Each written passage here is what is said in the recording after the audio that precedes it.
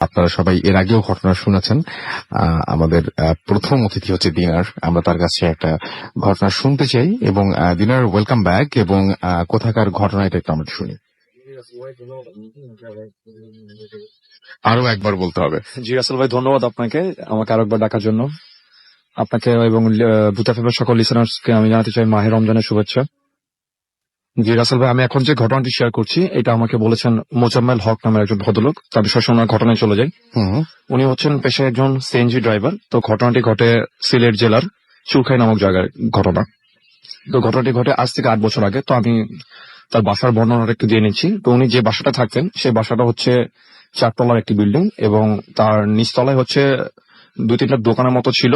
আর second ফ্লোরে উনি থাকতেন। আর থার্ড ফ্লোর এবং ফোর্থ ফ্লোরের আপনার ছাদগুলো ঢালাই দেওয়া ছিল।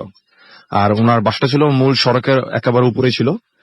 আর ওনার বাসার আশেপাশে তেমন কোনো বাসা টাসা ছিল না, বাসা চারপাশে ক্ষেত ছিল। তো উনি যখন সেই বাসাটা প্রথম ভাড়া নেন তখন উনি বাসায় গিয়ে যোগাযোগ করেন যে উনি রাস্তার দিকে যে ফ্ল্যাটটা ছিল সেই ফ্ল্যাটটা ভাড়া নিবেন। তো বাসাটা বেশ সরু ছিল, তো 2টা ফ্ল্যাটই ছিল প্রতিটা ফ্লোরে। তো উনি চিন্তা করলেন যে উনি রাস্তার দিকে যে বারেন্দাওয়ালা যে ফ্ল্যাটটা আছে উনি এই ফ্ল্যাটটা ভাড়া নিবেন। তো উনি সেই বাসার ম্যানেজারের সাথে যোগাযোগ করেন, কজ বাসার যে ওনার ছিলেন উনি চিটাগং থাকতেন। তো উনি ম্যানেজারের সাথে কথা বলেন, ম্যানেজার ওনাকে যেটা বলেন যে ওই ফ্ল্যাটটা ভাড়া হয়ে গেছে, উনি যদি চান তাহলে পিছনের ফ্ল্যাটটা ভাড়া নিতে পারেন। তো উনি রাজি হয়ে যান, পিছনের ফ্ল্যাটটা ভাড়া নেন। তো ওনার ফ্ল্যাটে 2টা রুম ছিল। তো উনি সেখানে ওনার ওয়াইফ ওনার বাচ্চা কাচ্চা উনি থাকা শুরু করলেন। তো সপ্তাহ 2-3 একার মতো যায়, বাট ওই সামনের যে ফ্ল্যাটটা ছিল সেই ফ্ল্যাটে কারা ভাড়া থাকতেছে বা কে উনি কিছুই কিন্তু দেখতে পারেন এই 2-3 সপ্তাহের মধ্যে। এটলিস্ট দেখতে পাওয়ার কথা, চলাফেরা করার সময় এটলিস্ট দেখতে পাওয়ার কথা, বাট উনি কিছুই দেখতে পাননি। তো যাই হোক, যখন রাসেল ভাই তারা ওই ফ্ল্যাটে থাকা শুরু করলেন তো 2-3 সপ্তাহ পর থেকে তারা যেটা এক্সপিরিয়েন্স করলেন যে রাতের বেলা মনে হচ্ছে যে আপনার ওনাদের যে পাশে যে ফ্ল্যাটটা সে ফ্ল্যাটে যদি আপনার অনেকগুলো মানুষ যখন কোনো সেমিনারে একসাথে কথা বলে যেরকম সাউন্ড হবে বা হইচই করলে যেরকম সাউন্ড হবে এরকম শব্দ ওনারা শুনতে পেতেন রাতের বেলা। আর ওনারা যেটা আরো শুনতে পেতেন সেটা হচ্ছে যে ভারী কোনো আসবাবপত্র রুমের যদি ফ্লোর ঘেঁষে এক পাশ থেকে আরেক পাশে নেওয়া হয় যেরকম একটি গড়গড় গড়গড় শব্দ হবে, ঠিক এরকম একটা শব্দ আসছে। তো ওনারা পরদিন সকালবেলা সেই বাসার ম্যানেজারকে বলে যে পাশের ফ্ল্যাটে মানে কাদেরকে ভাড়া দিচ্ছেন, এরকম রাতের বেলা তো অনেক শব্দ হইচই হয় সেখানে।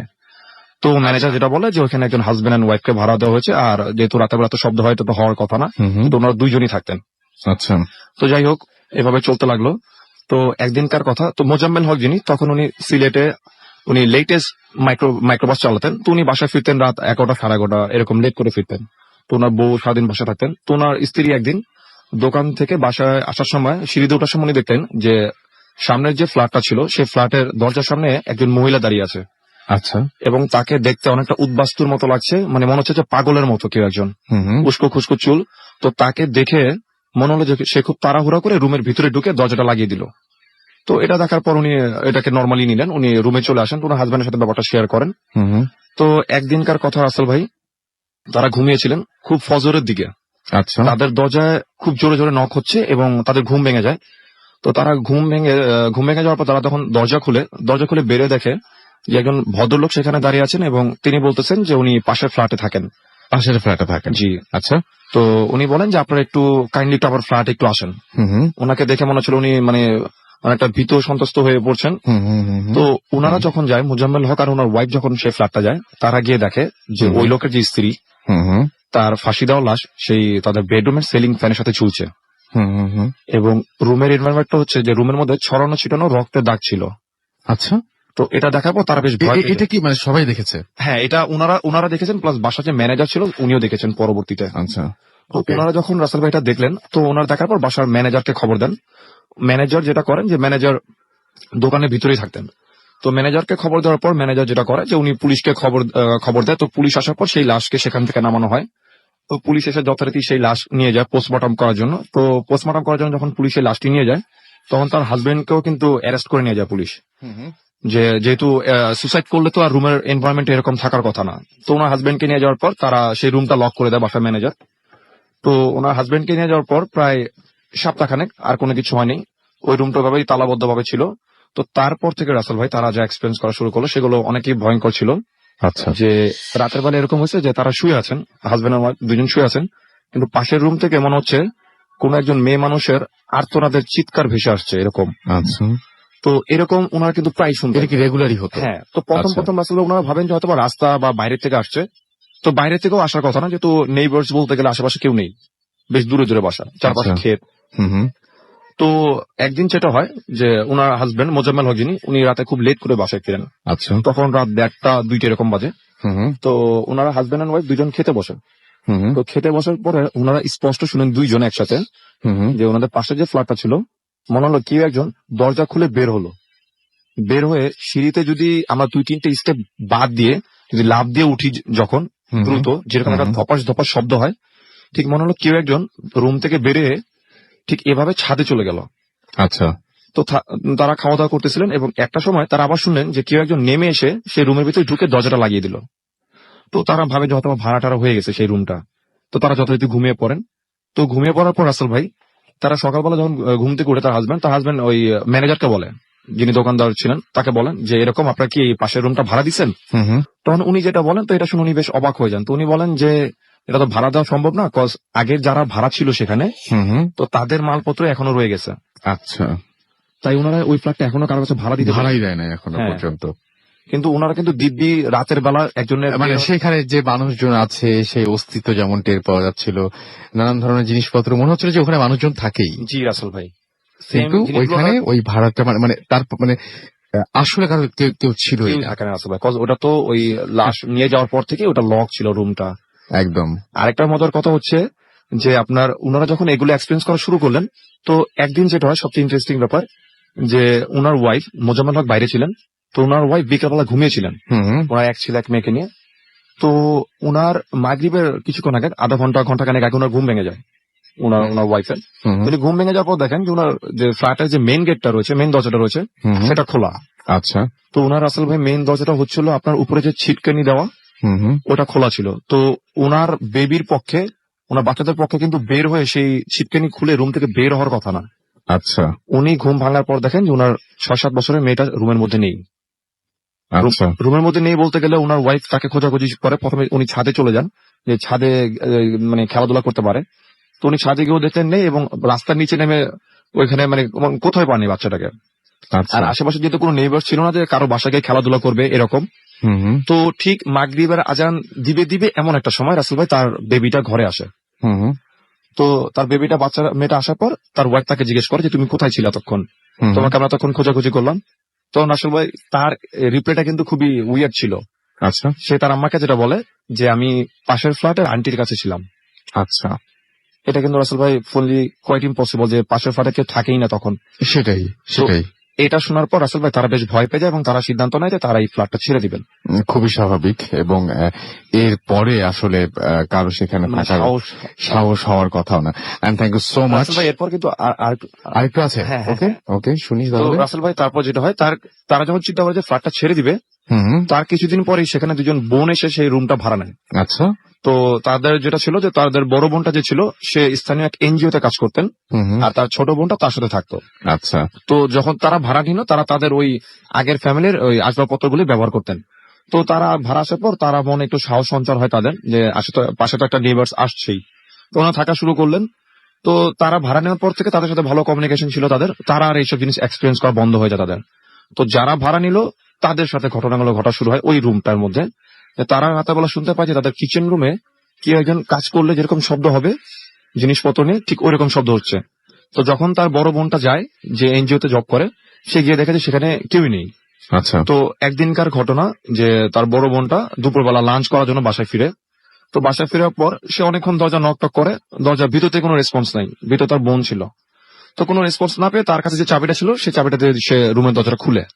তো খোলার পর আসলে যেটা দেখে, যে তার যে ছোট বোন ছিল রুমের মধ্যে, ঠিক আগের ফ্যামিলির মতো তারও ফাঁসি দেওয়া লাশ সেই রুমের সিলিং ফ্যানের সাথে ঝুলছে। আচ্ছা। তারা কিন্তু জানতো না যে আগে যে একটা ফ্যামিলি ছিল তাদের সাথে যে এরকম একটা ইনসিডেন্ট করছে। তো এটা দেখে মোজাম্মেল হক যে উনার ফ্যামিলি দেখে আগের ফ্যামিলির যে মহিলাটা ছিল যার লাশ এভাবে ঝুলতেছিল, ঠিক ওনারা ভাড়া নেওয়ার পর ওনার ছোট বোনের লাশও সেম একই ভাবে ওই একই ফ্যানে। তো এটা দেখার পর আসলে ওনারা ফ্ল্যাটটা ছেড়ে দিয়ে পাশের একটা ফ্ল্যাটে, মানে পাশে একটা টিন শেড বাসা ভাড়া নেয়। তো ওনারা সেখানে ভাড়া নেওয়ার পর তো 3-4 মাস সেই ফ্ল্যাট আর কোনো ভাড়াটিয়া ছিল না, সেখানে পুরো খালি ছিল। তো তার কিছুদিন পর একজন হাজবেন্ড এন্ড ওয়াইফকে সেই ফ্ল্যাটটা আবার ভাড়া দেওয়া হয়। হুম হুম। তো ওনারা পরে যেটা শুনতে পায় ওই ওনাদের মুখ থেকে, আর নিচে যে ম্যানেজার যারা ভাড়া থাকতো তারা নাকি প্রতিদিন রাতেই মনে হতো যে শুনতে পেত যে উপরে কোনো আসবাবপত্র নড়াচড়া হচ্ছে, কেউ কথা বলতেছে, ইভেন মনে হচ্ছে যে সিঁড়ি দিয়ে কেউ নেমে যাচ্ছে বাসার উপরে থেকে। তো থার্ড যে ফ্যামিলিটাকে ভাড়া দেওয়া হয়, তার হাজব্যান্ড এন্ড ওয়াইফ ছিল। তো তারা নাকি তারাও প্রথমে ওই আগের ফ্যামিলির যে আসবাবপত্রগুলো ছিল তারা সেগুলো ব্যবহার করতো, যেহেতু অলরেডি ওই ফ্যামিলির কোনো রিলেটিভ এসে সেই মালপত্রগুলো নেয়নি। তো তারা ভাড়া নেওয়ার পর থেকে তারা সেই রুমের মধ্যে মানে হঠাৎ হঠাৎ মাংস পচার একটা গন্ধ, ঠিক এরকম একটা গন্ধ রুমের মধ্যে, মানে কোত্থেকে আসছে তারা এগুলো মানে এটা সোর্স খুঁজে পাচ্ছিল না। তো তারা ম্যানেজারকে বলে যে এরকম একটা গন্ধ আসতেছে রুমের মধ্যে, প্রায় সময় আসে। তো আমরা চাচ্ছিলাম যে ওই আগের ভাড়াটিয়ার মালপত্রগুলো ওই খালি ফ্ল্যাটটা রেখে দিই। তখন ওই ম্যানেজার যেটা বলে যে ঠিক আছে, ওনারা ওনাদের মালপত্র উঠায়। ওনাদের মালপত্র উঠানোর পরও ওনারা কিন্তু এরকম একটা স্মেল মাঝে মধ্যেই পেতেন, বেশিরভাগ সময় ওটা রাতে পেতেন। ইভেন অনেক সময় এমন হচ্ছে যে ওনাদের ঘুম ভেঙে যায়। তো ওনারও সেম একই জিনিস এক্সপিরিয়েন্স করা শুরু করলেন, যে মনে হচ্ছে বারান্দার মধ্যে কি একজন ফিস ফিস করে কথা বলছে, কোন একজন মেয়ে মানুষ কথা বলছে। তো একদিনকার ঘটনা যেটা হয়, যে ওই থার্ড ফ্যামিলির যে হাজবেন্ড ছিল, উনি রাতের বেলা ঘুম থেকে উঠে, বলতে গেলে একটা রুমেরই ফ্ল্যাট, বড় একটা রুম, মাঝখানে পার্টিশন করা ছিল। তো উনি পানি খেতে উঠে কিচেন রুমে যায়, রাসেল ভাই উনি পানি খাচ্ছিলেন তখন। তো উনি পানি খেয়ে জাস্ট উনার রুমের দিকে আসবেন, তখন উনি রাসেল ভাই যেটা দেখলেন যে উনার ওয়াইফ খাটে শুয়ে আছেন, এবং সেম উনার ওয়াইফের মতো দেখতে আরো একজন ওই রুমের যে সিলিং ফ্যানটা ছিল সেই ফ্যানের মধ্যে ঝুলছে।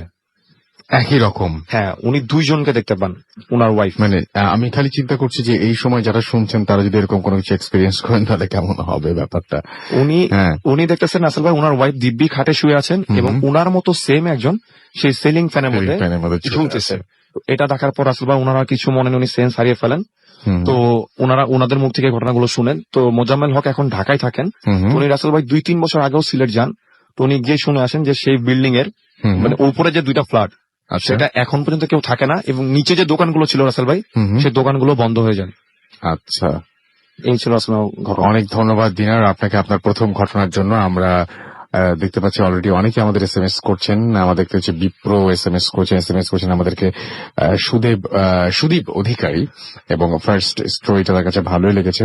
আমাদেরকে আসলাম ফয়সাল লিখেছেন যে বহুত এফএম বেস্ট, বেনাপুর যশোর থেকে তিনি লিখেছেন। নাদিফ আমাদের এখানে লিখেছেন কেমন আছেন রাসেল ভাই, আমি সবসময় ভালো থাকি, সবসময় ভালোর দলে। এবং তিনি লিখেছেন প্লিজ আমার এসএমএসটা পড়বেন, এন্ড সবাইকে জানিয়েছেন রমজান মুবারক। আমাদেরকে এছাড়াও জ্যাকলিন নাটো থেকে এসএমএস করেছেন। এছাড়াও নাইম আমাদের এসএমএস করেছেন, লিখেছেন আই লাভ ভূত এফএম। লাবিব আমাদের ডেমরা থেকে এসএমএস করেছেন।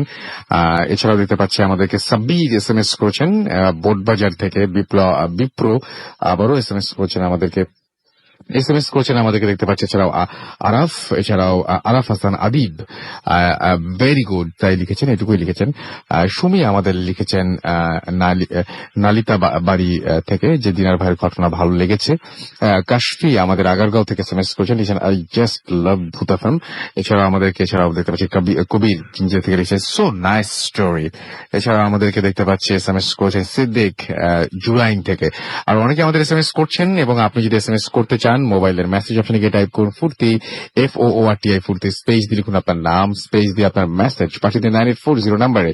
আর এছাড়াও দেখতে পাচ্ছি যে আমাদেরকে চিটাগং থেকে ফেসবুকে অনেকে লিখছেন যে অসম, এবং সাউন্ড শুনে তার কাছে খুব ভালো লাগছে, তার মানে ব্যাকগ্রাউন্ড মিউজিকের প্রশংসা করেছেন তিনি।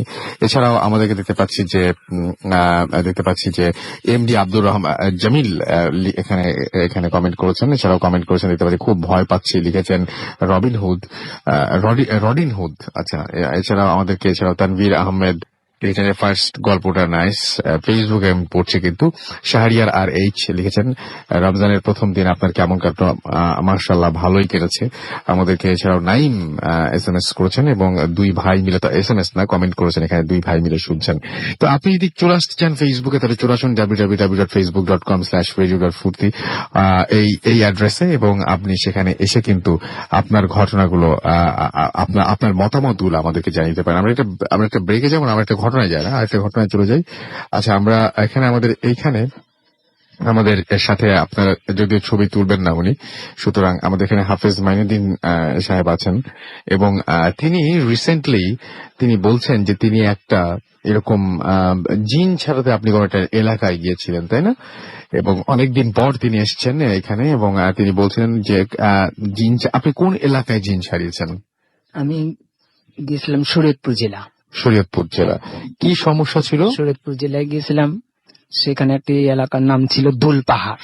আচ্ছা, সেখানে অনেক সমস্যা ছিল বলতে, ওই এলাকায় একটা কিছু সমস্যা আছে আপনি বলছিলেন, হ্যাঁ ওইটা আমার কাছে খুব আজব লেগেছে যে ওই এলাকারই কিছু একটা ওই সমস্যা আছে। এলাকাতেই, ওই এলাকাতে এরকম সমস্যা ছিল যে সাপ, প্রচুর সাপ ছিল। হুম হুম হুম। ওই অসংখ্য সাপের ভিতরে দুইটা সাপ ছিল, যার হাজবেন্ড এবং ওয়াইফ, আচ্ছা। জিন। হুম সাপ হুম। দুইটা ছিল জিন, হাজবেন্ড এবং ওয়াইফ, এই দুইটা। এই অসংখ্য সাপের ভিতরে দুইটা সবসময় থাক।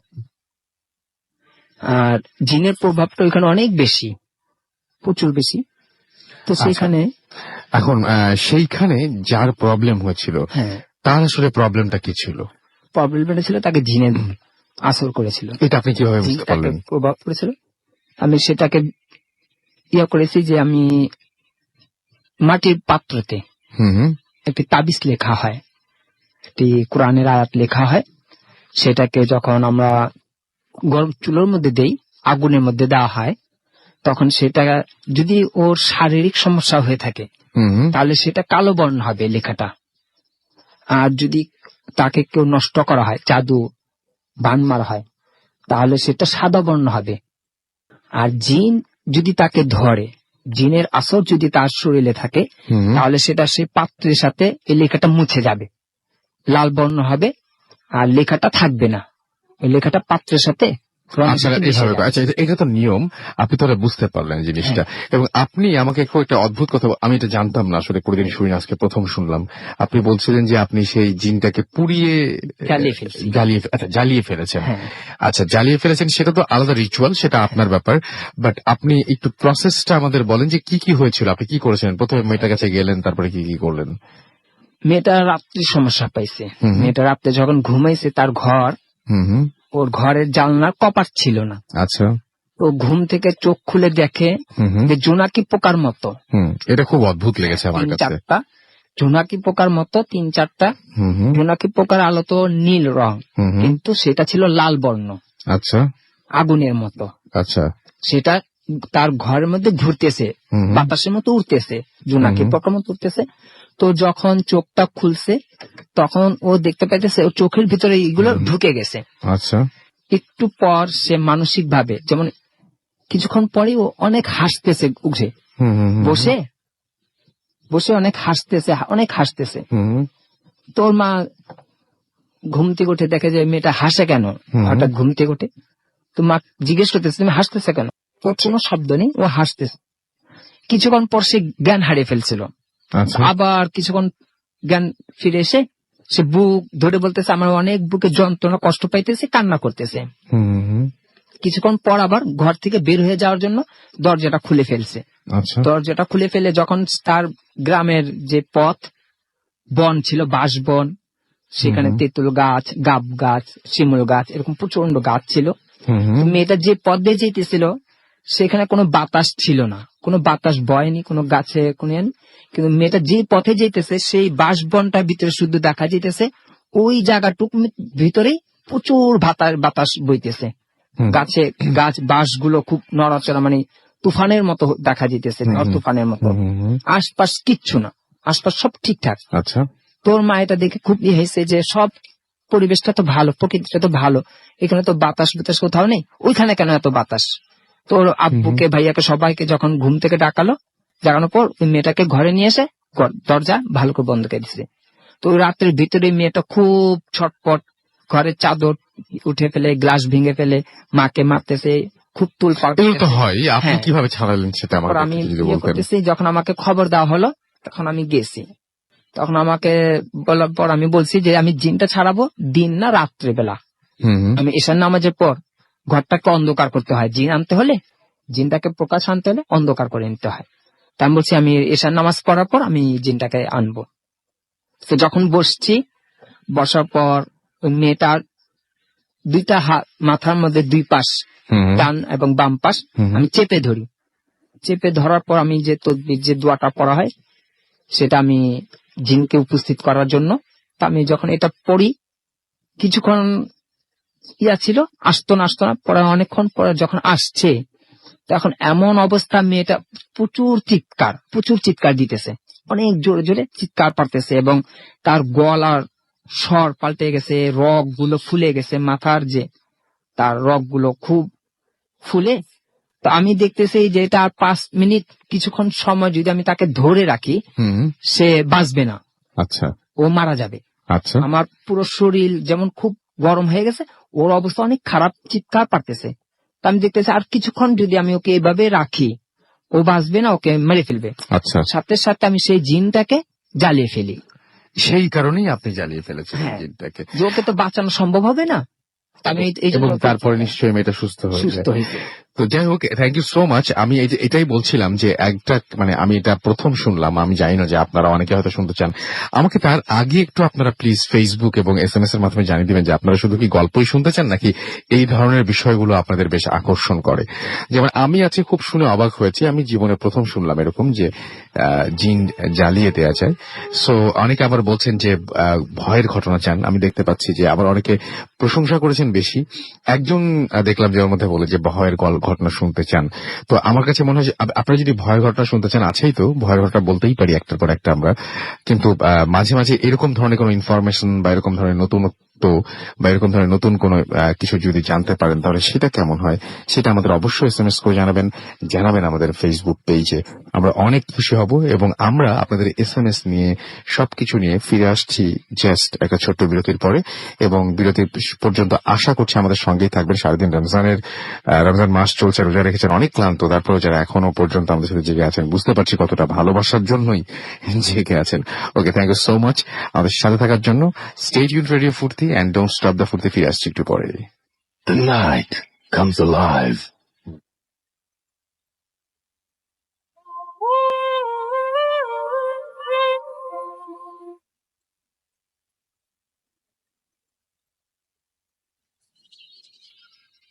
Welcome back. শুনছেন সবসময় রেডিও ফুর্তি, ঘড়িতে সময় রাত 12:30। আমি রাসেল আছি সাথে এবং চলছে ভূত FM এবং আপনারা সবাই জানেন the night comes alive with গ্রামীণ ফোন। এবং আপনারা আমি বলতে চাই সেটা হচ্ছে যে এখন আমাদের ভূত FM আরো অনেক বেশি অন্যরকম উইথ গ্রামীণ ফোন। এবং আপনারা যদি সাথে থাকেন তাহলে আমরা আরো বহু দূরের পথ পাড়ি দিতে চাই। আমাদেরকে দেখতে পাচ্ছি যে তেজগাঁ থেকে লিখেছেন আসুম। আমি নামটা ঠিক বুঝতে পারলাম না যে কি ধরনের নাম। এবং আমাদেরকে রাসেল আমাদের ভাই। আচ্ছা আচ্ছা, নাম লেখেননি, নাম না লিখলে আমি ঠিক করেছি SMS পড়বো না। রিদওয়ান চট্টগ্রাম থেকে SMS করেছেন। টঙ্গী চিরাগড়ি থেকে মহিদুল ইসলাম ভাই, আপনার নামটা আগে লিখবেন, পরে আপনার জায়গার নাম সবকিছু। ইমন শেরে বাংলা ন্যাশনাল স্টেডিয়াম মিরপুর থেকে লিখেছেন এবং আমাদেরকে লিখেছেন যে ফ্রাইডে ইজ মিনিংলেস উইদাউট ভূত FM। ওকে, আমাদেরকে শুভ্র বনশ্রী থেকে SMS করেছেন এবং এছাড়া SMS করেছেন আমাদেরকে আদিব বিলাল আমাদের SMS করেছেন আমাদেরকে দেখতে পাচ্ছি হামিম পলাশ নরসিংদী থেকে, অর্চি আমাদের ঢাকা থেকে SMS করেছেন আমাদেরকে দেখতে পাচ্ছি। এছাড়াও কবি ফারুক খান বড়াইগ্রাম নাটোর থেকে, এছাড়াও আমাদেরকে আদিব SMS করেছেন। রাজীব এবং লোপা আমাদের SMS করেছেন রামপুরা থেকে, এছাড়া আমাদেরকে রাজশাহী থেকে second story was different than any other story, মানে সেকেন্ড যে আমি যে কথা বললাম মহিউদ্দিন ভাইয়ের সাথে সেটা কথা তিনি বলছেন আর কি। এছাড়াও তার মধ্যে আপনার নিশ্চয়ই ভালো লেগেছে, আমি পজিটিভ ধরে নিলাম। এছাড়াও আমাদেরকে সায়াম SMS করেছেন আমাদেরকে দেখতে পাচ্ছি রোমান রাজশাহী থেকে, এছাড়াও রফিক আমাদের SMS করেছেন পাপড়ি এবং ফুয়াদ ভূতের গড়ি থেকে। রেগুলারই তারা SMS করেন, আজকেও করেছেন। আপনি যদি SMS করতে চান মোবাইলের মেসেজ অপশনে গিয়ে টাইপ করুন ফুর্তি FORTI ফুর্তি, স্পেস দিয়ে লিখুন আপনার নাম, স্পেস দিয়ে আপনার মেসেজ পাঠিয়ে দিন 9840 নাম্বারে। আমাদের ইমেল করতে চাইলে প্রতি সপ্তাহে আপনাদের ইমেইলের কারণে আমরা ফিরে আসতে পারি নতুন নতুন সব ঘটনা নিয়ে। সুতরাং আপনারা যদি আমাদের ইমেল করতে চান তাহলে আমাদের ইমেল অ্যাড্রেস হচ্ছে bhutfm@radiofurti.fm। আপনারা সবাই জানেন, তারপরেও জানিয়ে দিলাম। এবং এই অ্যাড্রেসে আপনি নাম, ঠিকানা এবং ফোন নাম্বার সহ আপনার জীবনে ঘটে যাওয়া বা আপনার জানা সেরা ঘটনাগুলো লিখে পাঠিয়ে দিন আমাদের কাছে। ঘটনার শুরুতে অবশ্যই উল্লেখ করুন যে ঘটনাটি আপনি স্টুডিওতে এসে শেয়ার করতে চান নাকি আপনি চান যে আপনার ঘটনাটা আমরা পড়ে শোনাই। আর যারা দেশের বাইরে রয়েছে তারা তো চাইলে আপনারা সরাসরি ইমেইলের মাধ্যমে মানে রেকর্ড করে অডিও ক্লিপই আমাদের পাঠাতে পারেন, অর্থাৎ আপনার যে ঘটনাটা সেই ঘটনাটা রেকর্ড করে অডিও ক্লিপটি পাঠিয়ে দিতে পারেন আমাদের কাছে। এনিওয়েজ, চলে যাব আমরা পরের ঘটনায়। এবং পরের ঘটনাটি অবশ্যই একটা ইমেল। আমার গত সপ্তাহে, আজকেও শরীর খারাপ, বাট গত সপ্তাহে আরো বেশি খারাপ ফিল করছিলাম যখন আমি স্টুডিওতে ছিলাম। আপনাদের দোয়ায় আজকে তার চেয়ে একটু বেটার। দোয়া করবেন যেন সব পুরোপুরি সুস্থ হয়ে উঠতে পারি এবং আপনাদের কাছে বারবার ফিরে আসতে পারি নতুন নতুন সব ঘটনা নিয়ে। সো এখন যেই এটা দেখছি, আমার মনে হয় আজকের ইমেলটা আমি চেষ্টা করলে পড়তে পারবো। চেষ্টা করি একটু পড়ার। লিখছেন, প্রিয় রাসেল ভাই, জানি ভালো আছেন। ভূত এফএম শুধু একটা ভয়াবহ প্রোগ্রাম তা নয়, এটা মানুষের জীবনের অদ্ভুত অভিজ্ঞতা শেয়ার করার জায়গা। এটা বিশ্বাস অবিশ্বাসের ঊর্ধ্বে, যে কথা সবাইকে বলা যায় না। যাই হোক, ঢাকায় একটি পুরনো বাসায় আমি থাকি। আমাদের বাড়িতে 8টি ঘর, মানুষ এখন মাত্র 2 জন, আমি, আমার মা। আমি যখন ছোট ছিলাম গিটারের প্রতি আমার খুব আকর্ষণ ছিল, কিন্তু সবাই এই কথা শুনলেই রেগে যেত। আমাদের বাড়ির সবচেয়ে বেশি দক্ষিণে থাকতেন আমার দাদু। ওই ঘরের কারোর ওপর ওই ঘরের ওপরে ছিল একটা পুরনো গিটার, এবং সেটার প্রতি আমার তুমুল আকর্ষণ। সে কারের ওপরে মানে হচ্ছে অন্য কিছু একটা হতে পারে, ওই ঘরে কারের উপরে ছিল একটা পুরনো গিটার এবং সেটার প্রতি আমার তুমুল আকর্ষণ। দাদু অফিসে চলে গেলে আমি খাটের ওপর দাঁড়িয়ে গিটারের জং ধরা 2-3টা তারে হাত বুলাতাম। অদ্ভুত সুন্দর শব্দ হতো। একদিন মা দেখে ফেলে আমাকে ভীষণ বকা দিলেন। আমি বুঝলাম না গিটার বাজালে কি সমস্যা। দাদু মারা যাবার পর ওই ঘর তালা বন্ধ থাকতো। আমি প্রায়ই ওই ঘরে গিটারের টুংটাং শব্দ পেতাম। একদিন বাড়ির সবাই দাওয়াত খেতে গেছে ঢাকার বাইরে, কিন্তু আমি অঙ্ক পরীক্ষার অজুহাতে বাসায় থেকে যাই। আসল কারণটা ছিল দাদুর ঘরে গিয়ে গিটারটা দেখা। চাবির গোছা আমার কাছে ছিল। দাদুর রুম খুলতেই একটা গরম বাতাস এসে গায়ে লাগলো। আমি অস্থির হয়ে গিটারটা খুঁজলাম, পেলাম না কোথাও। ভাবলাম এতদিন তাহলে গিটারের শব্দ কিভাবে পেতাম। ভয় পাওয়ার কথা ছিল, কিন্তু আমার মনটাই খারাপ হয়ে গেল। যখন ঘর থেকে বের হতে যাব ঠিক তখনই গিটারের শব্দ শুনলাম। খাটের নিচ থেকে শব্দ আসছে। নিচু হয়ে তাকাতেই দেখি আমার জেঠু গিটারটা নিয়ে বসে আছে। আমি অজ্ঞান হয়েছি কখন মনে নেই। জ্ঞান ফেরার পর সবাই জিজ্ঞেস করলো আমি ওই ঘরে কি করছিলাম। আমি ভয়ে ভয়ে বললাম গিটার খুঁজতে গিয়েছিলাম। মা বলল আমি জানতাম তোর কোনো মতলব আছে বাসায় থাকার। ওই পুরনো গিটার অনেক আগেই ফেলে দিয়েছি। মার কথা শুনে আমি অবাক হলাম না, কারণ এর চেয়েও অবাক ঘটনা ঘটে গেছে আমার সাথে। আমার জেঠুর আমার জন্মের আগেই মারা যান অপমৃত্যুতে। আমি শুধু তাকে ছবিতেই দেখেছিলাম, তার প্রিয় গিটার হাতে। সেই থেকেই আমার গিটারের প্রতি আকর্ষণ। সেদিন চোখের সামনে হয়তো আমি হ্যালোসিনেট করেছিলাম। যাই হোক, সেই ঘরে এখন আমি থাকি। দক্ষিণ দিকটা পুরোই জঙ্গল। বাড়ির উঠোনটা দেখা যায় আমার ঘর থেকে। একটি তুলসী গাছের বেদি, একটা বিশাল আম গাছ, তারপর ঢাকা শহরের জনশীর্ণ বয়ে যাওয়া একটা খাল। জেঠুর একটা ডায়েরি খুঁজে পাই। অদ্ভুত ব্যাপার, আমার জন্ম তারিখটা 13 সেপ্টেম্বর, ফ্রাইডে। এটাই লিখেছেন অমিত কুমার আমাদের কাছে। এবং চমৎকার একটা ঘটনা এবং খুব অদ্ভুত ব্যাপার। যেদিন তিনি গিটারটা পেয়েছিলেন এবং যেদিন তিনি গিটারের সাথে পেয়ে গিয়েছিলেন তার সেই জেঠুর দেখা, যাকে শুধুমাত্র তিনি ছবিতেই দেখেছেন, সেই দুটো মানুষেরই কিন্তু তখন কোনো অস্তিত্ব পৃথিবীতে ছিল না। না ছিল জেঠুর, না ছিল সেই গিটারের। আপনাদের নিশ্চয়ই মনে আছে, কারণ অমিতের মা তার আগেই বলেছেন যে গিটারটা তিনি ঝামেলার জন্যই, ঝামেলা এড়াতেই তার আগেই ফেলে দিয়েছিলেন। ব্যাপারগুলো এরকমই। কিন্তু আপনার কাছে কোনো সময় কি মনে হয় যে ছবির যে মানুষটাকে কোনোদিন সামনাসামনি দেখা হয়নি, সামনাসামনি যাকে দেখেননি কখনো, সেই অদেখা মানুষটি, সেই ছবির মানুষটি হুট করে আপনার সামনে এসে দাঁড়াতে পারে ঠিক এরকম অদ্ভুত ভাবে? কোনো একদিন খাটের কোনায়, খাটের নিচে, আলমারির ফাঁকে, ঘরের কোনো জায়গায়, ঘরের দেয়ালে বা দরজার কোনো একটা কর্নারে আপনি হঠাৎ করে দেখে ফেললেন ছবি সেই মানুষটিকে, যাকে শুধু ছবিতে দেখেছেন, কোনোদিন সামনাসামনি দেখেননি। কেমন হবে সেটা অবশ্যই আমাদের জানাবেন। এবং এরকম কোন ঘটনা এই অ্যাড্রেসে আমরা চলে যাব আমাদের পরবর্তী ঘটনায়। আমাদের পরবর্তী অতিথির কাছে আপনার নামটা প্লিজ একটু বলবেন, তারপরে আপনার ঘটনায় যাব। কি নাম আপনার? ভাই, আমার নাম হচ্ছে মোহাম্মদ মাহবুব রহমান মাহিব। আমি আসছি মগবাজার থেকে। শুনি আপনার ঘটনা। তো আমি আজকে যে ঘটনাটা শেয়ার করবো সেটা আমার সাথেই ঘটে। ঘটনাটার সময়কাল ছিল আপনার হচ্ছে আমার ইন্টার পরীক্ষার পরে। তো আমি যখন আমার এক্সাম শেষ করে আমার বাড়িতে বেড়াতে যাই, তো সেখানে যাওয়ার পরে আমার যারা ফ্রেন্ড ছিল আর কি, আমরা সবসময় আড্ডা দিতাম হচ্ছে আপনার রাতে। সেটা হচ্ছে আপনার সন্ধ্যার পরে শুরু হতো আড্ডা, দেখা যায় যে 11:30, 12টা এমন বেজে যেত আর কি। তো আমার যারা ফ্রেন্ড ছিল তাদের সবারই বাড়ি ছিল স্কুল। আমরা যেখানে আড্ডা দিতাম সেটা হচ্ছে একটা স্কুলের মাঠ। ওই স্কুলের মাঠের আশেপাশে কোথাও ছিল। তাদের মাঝে শুধু একমাত্র আমার বাসায় ছিল অনেক দূরে। তো আচ্ছা। দেখা যেত যে আমাকে ম্যাক্সিমাম সময় একা একা বাসায় আসতে হয়। তো সেদিন যখন আমরা সবাই মিলে আড্ডা দিচ্ছিলাম, হঠাৎ করে এই রাতের মধ্যে আপনার একটা গরুর বাছুর মাঠের মধ্যে এসে দৌড়াদৌড়ি করতেছে আর কি। হুম তো আমরা তো প্রথম দিকে ভাবলাম যে এত রাত্রে কার গরু বাছুর আসলো। তো আমার একটা ফ্রেন্ড কি করছে, দুষ্টামি করে ওটাকে দৌড়াইতে একদম ওইটা আর দেখে নাই। হ্যাঁ, আচ্ছা। ওইটার পিছে খুঁজতে খুঁজতে ওটাকে আর দেখে নাই। তো আমরা সেদিন এটা দেখে সবাই একটু একটু ভয় পেয়ে যাই। তারপরে আমরা ভাবি যে আজকে আড্ডাটা এখানেই শেষ করে দেয়। হুম তো আড্ডা শেষ করার পরে যে যার মতো করে সবাই সবার বাসায় চলে যাচ্ছে। তো আমি যখন আমার বাসায় আসতেছি, স্কুল মাঠ থেকে আপনার প্রায় 5-6 মিনিট হাঁটার পরে একটা হিন্দু বাড়ি পড়ে আর কি, বিশাল বড় একটা হিন্দু বাড়ি। হুম, তো হিন্দু বাড়ি যে চিতাখোলা আছে সেটা একদম রাস্তার পাশে। আচ্ছা। তো যখন চিতাখোলার পাশে আসলাম তখন দেখলাম যে চিতাখোলার মধ্যে আগুন জ্বলতেছে। বুঝতে পারলাম যে হয়তো আজকে কোনো হিন্দু মারা গেছে, যার কারণে তাকে পোড়া দেওয়া হয়েছে, সে আগুনটা হুম। এখনো জ্বলতেছে। তো এটা দেখে আর মাঠের কাহিনীটা সব মিলে আমার কেমন জানি ওই সময় থেকে একটু একটু ভয় লাগা শুরু হয়েছে। আচ্ছা।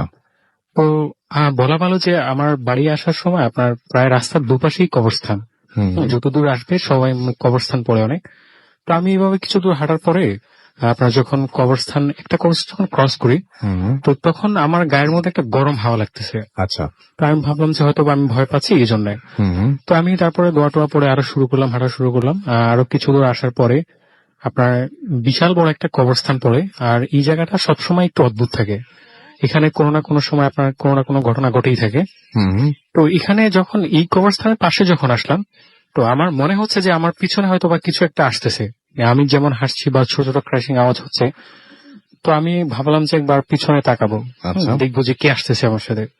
হুম তো এটা চিন্তা করে যখন পিছনে তাকাই তখন আসলেই কাউকে দেখতে পাই না, আমি দেখি যে পুরোই খালি। হুম তো আমি আবার দোয়া টোয়া পরে আমার মতো করে হাঁটা শুরু করলাম। কিছু দূর আসার পরে আপনার আমার 20 থেকে 25 হাত সামনে, আমার 20 থেকে 25 হাত সামনে দেখলাম যে একটা মেয়ের মতো দাঁড়িয়ে আছে, কিন্তু তার চেহারা দেখা যাচ্ছে না, উল্টো করে। তো আমি ভাবলাম যে এত রাতে কোত্থেকে মেয়ে আসলো, আহ, কি করবো এখন বুঝতে পারতেছি না সেটা দেখে। আচ্ছা।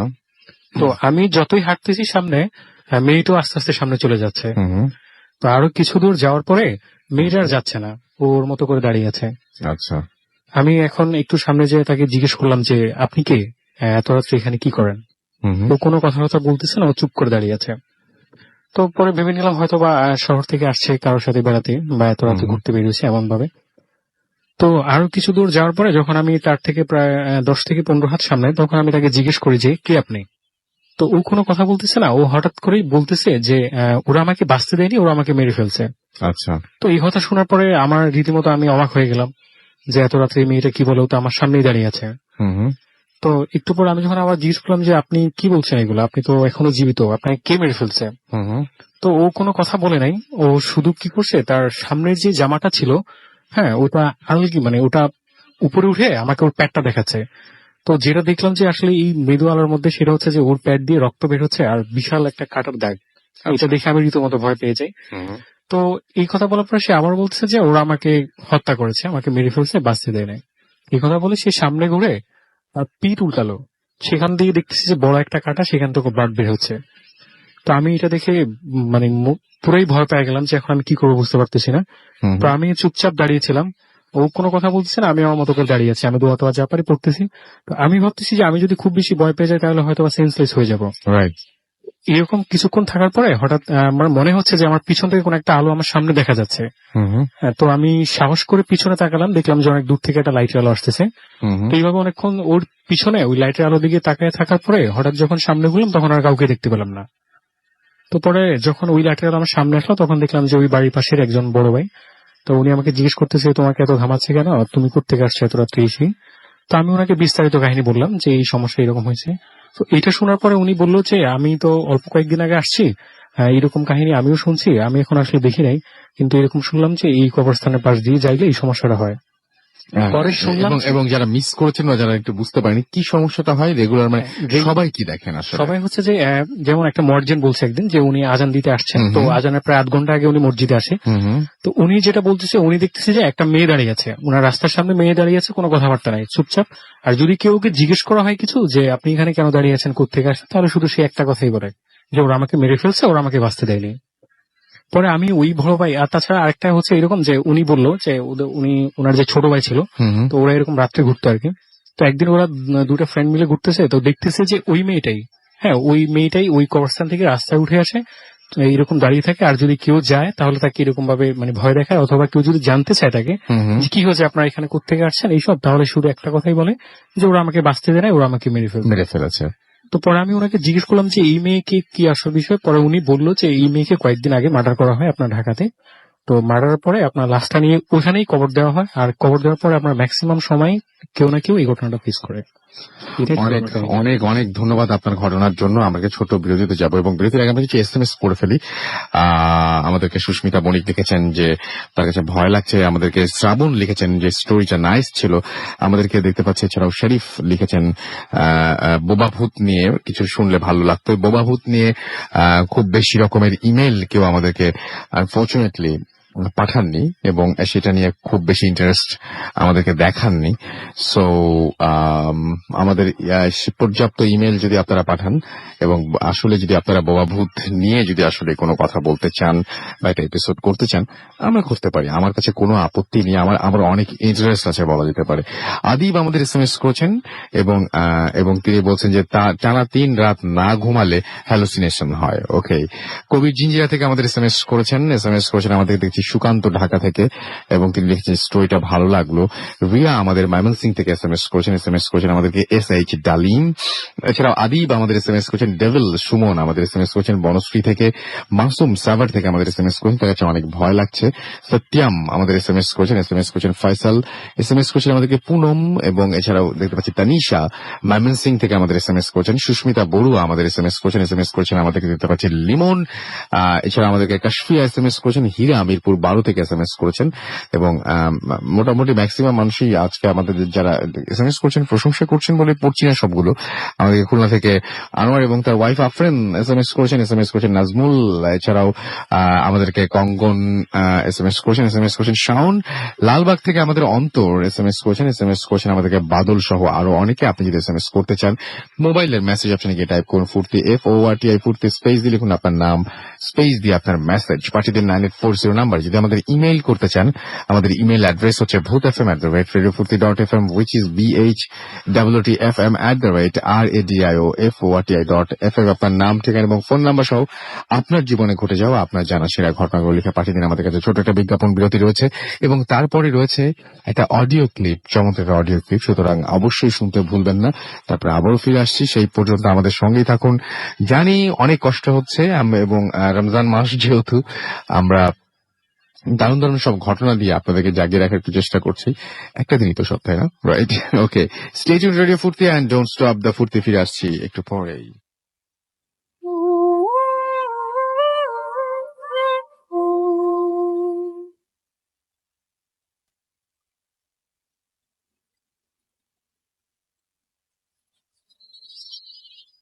ডিয়ার লিসেনার্স, আমি সঞ্চিতা।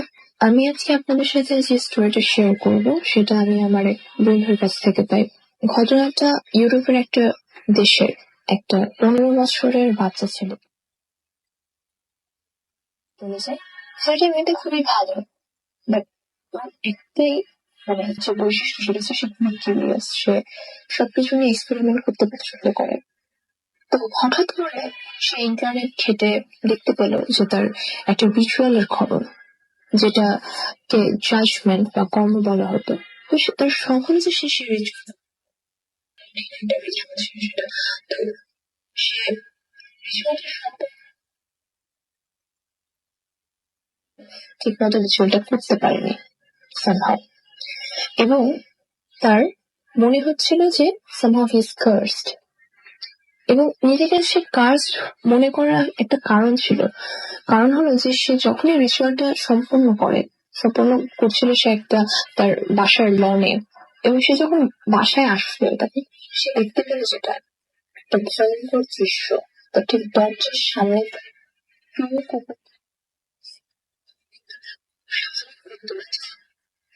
কুকুর হাওয়া খাচ্ছে। এই ঘটনার লাস্টে দেখার পর সে যেটা দেখেছে জানালার পাশ থেকে যেন একটা কালো ছায়া চট করে সরে গেল, এবং এই বাসার দেখার পর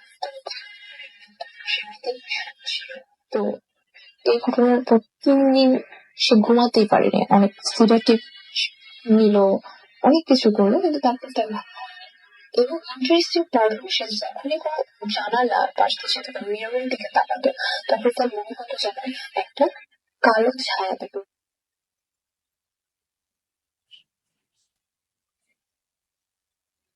এরকম। তো সে সিডাটিভ নেওয়া বন্ধ করলো এবং ন্যাচারাল ওয়েতে তার ভীষণ ঘুম পেল। তন্দ্রা মতো আসছিল, 10 মিনিট হবে তার একটা তন্দ্রা মতো ভাব আসছিল। তখন সে একটা দেখতে পেল যে চোখের সামনে হঠাৎ করে সেই ভাবটা চলে গেল এবং সে দেখতে পেল তার চোখের সামনে 5-6 বছর বয়সী একটা ছেলে আচ্ছা বলবে তার সামনে দাঁড়ানো।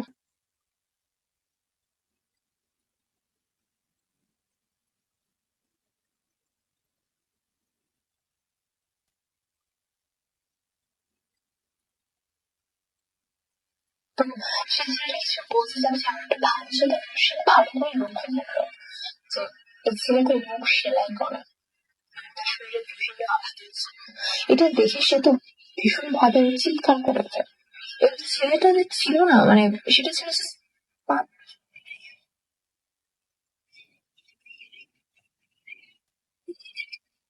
তার শরীরে তীব্র ব্যথা এবং সে বুঝতে পারে না, তার মনে হচ্ছে তার শরীর কেটে গেছে বা somehow, মানে ভীষণ ব্যথা করছে এবং সে তীব্র ব্যথা নিয়ে বিছানা থেকে উঠে এবং আয়নার সামনে যায় এবং গিয়ে দেখে যে তার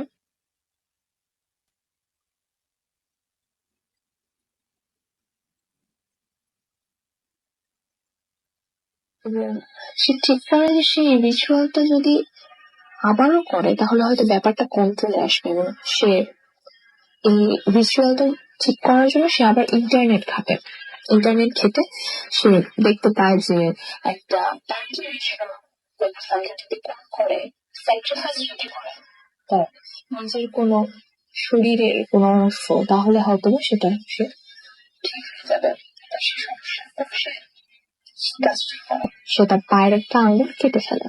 এই ঘটনার কয়েকদিন পর ভালোই কাটলো আঙ্গুল কাটার পর, কিন্তু তারপর আবার যে কে সে, তারপর সে আবার একদিন রাতে ঘুমানোর সময় সে বাচ্চা ছেলেটাকে যখন সে দেখেছে, সে ছেলেটা আসলে একটা টর্চার সোল। ছোটবেলায় তাকে খুবই অত্যাচার করা হতো এবং তাকে চাবুক দিয়ে মারা হতো। তাকে তার যে প্যারেন্টস ছিল বা তাকে যে লালন পালন করতো তারা প্রায়ই তাকে খুবই মারতো এবং সব শেষ পর্যন্ত তাকে মেরে তার সেলাই করেছে এবং তার প্রত্যেকটা হাতটা ঘুরে বেড়ায় এবং খুঁজে ফিরে সে সমস্ত মানুষদের যারা মানে যাদের উপর সে প্রতিশোধ নিতে পারে। এবং এই ধরনের রিচুয়াল করলে অটোমেটিক্যালি একটা ব্ল্যাক ম্যাজিকের সৃষ্টি হয়, যেটা কিনা এই ধরনের খারাপ আত্মাকে অ্যাট্রাক্ট করে। ভয় পায়, সে আবার চিৎকার করে এবং আবার সে মানে বাচ্চাটা চলে যায় এবং ফাইনালি সে বুঝতে পারলো যে এইসব রিচুয়াল দিয়ে তার কোনো কাজ হচ্ছে না। দেন সে ডক্টরের শরণাপন্ন হয় এবং ডক্টর সব দেখে শুনে রায় দিল যে এটা একটা serious post traumatic stress disorder, insomnia. ডাক্তাররা যেরকম নর্মালি বলে যে এটা মানে ওরা তো বিশ্বাস করে না যে কোনো ধরনের রিচুয়াল এটা হতে পারে, কিন্তু সে জানে তার সমস্যাটা। তো এটা নাকি একটা অ্যাডভান্স স্টেজ অফ সাইকোসিস। এই ধরনের একটা ডক্টর কিছু ওষুধ দিল, এতে তার কোনো ইমপ্রুভ হয়নি, বরং তার রাতে বরং ঘুমই হতো না। তারপর সে ঠিক করলো যে এই বাসা ছেড়ে সে চলে যাবে। তারপর ওর প্যারেন্টস কে সে আবার বলতে পারে না যে সে যে এই ধরনের মানে রিচুয়াল করেছে। তো তারপরে সে বাসাটা চেঞ্জ তারপর সে তার ফ্রেন্ডের এক সাজেশনে সে তার বাসার সব ডকুমেন্টেশন আর ইন্টারনেট যে কম্পিউটার ছিল সেটা পুড়িয়ে দেয় এবং দেখা গেল যে এই ঘটনার পর তার ওই বাচ্চা ছেলে আসা বন্ধ হলো এবং তার যে ফিজিক্যাল যে সে টর্চার ফিল করছিল সেটা বন্ধ হলো। এই ছিল আমার ঘটনা। আর রাসেল ভাই দ্রুত সুস্থ হয়ে উঠুক এই প্রত্যাশাই করি। Thanks everyone. Mood FM. The night comes alive.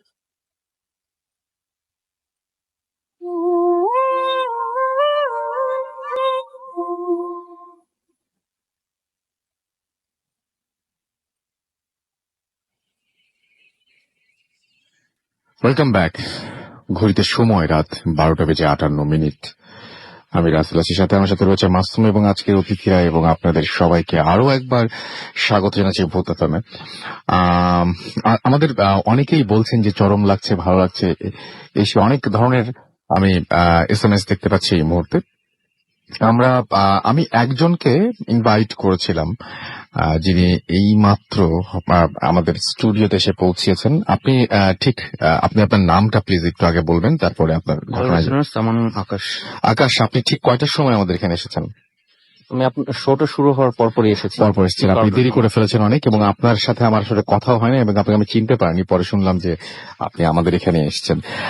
আমরা লাস্ট উইকে আমরা কিন্তু স্লিপ প্যারালাইসিস নিয়ে কথা বলেছিলাম, তাই না?